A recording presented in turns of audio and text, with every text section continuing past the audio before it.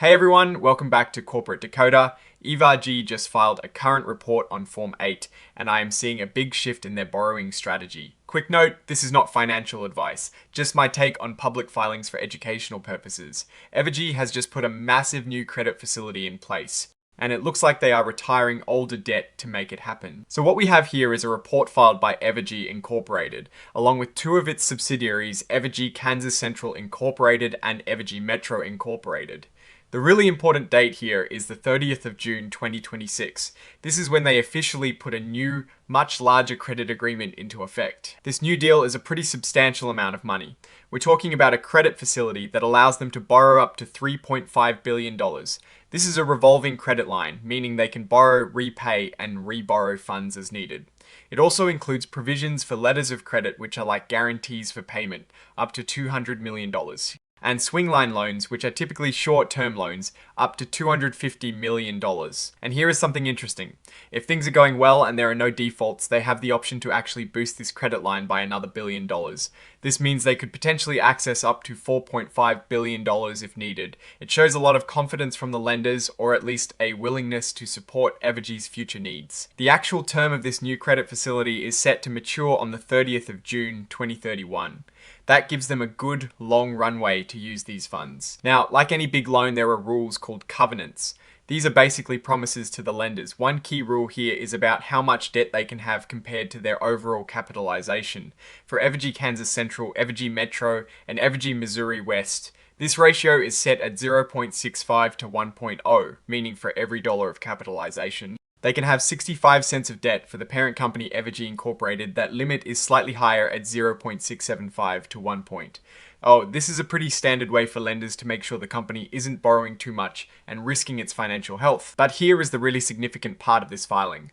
On the very same day they put the new credit facility in place, the 30th of June 2026, they also shut down some older agreements. Specifically, they terminated a $2.5 billion credit agreement that was originally put in place back in August of 2021 and was supposed to last until August 2028. They also terminated a $1 billion delayed draw term loan credit agreement that was just put in place in May of 2026, with commitments originally set to expire in August. So in one fell swoop, they are retiring about $3.5 billion in older debt to make way for this new, larger facility. And the good news for Evergy is that they apparently incurred no penalties for ending these earlier agreements.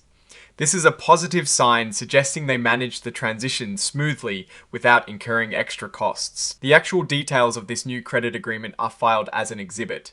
This is the detailed contract between Evergy, its subsidiaries, and the banks providing the financing. It lays out all the terms, conditions, and responsibilities. Looking at the broader context, Evergy is a regulated electric utility. Companies like this often use debt financing to fund major infrastructure projects, like upgrading power grids or building new facilities. This move to a larger credit facility suggests they are anticipating significant capital needs in the near future. The fact that they are simultaneously retiring older, smaller debts and consolidating them into a bigger line of credit is a common strategy to potentially get better terms and simplify their financial structure. It shows they are actively managing their debt. One thing that stands out is the size of the increase. Going from agreements that totaled around $3.5 billion to a potential of $4.5 billion is a material change. It signifies a forward-looking approach to securing financing for growth or major operational investments. While this is a debt-funded move, which obviously adds to the company's liabilities, the fact that they can secure such a large facility on what appear to be reasonable terms without early termination penalties speaks to their creditworthiness and their importance in the energy sector. The risk I'm watching is how efficiently they will deploy this new capital. A larger credit line is only valuable if it is used for projects that generate adequate returns, allowing them to comfortably service the debt and ultimately benefit shareholders.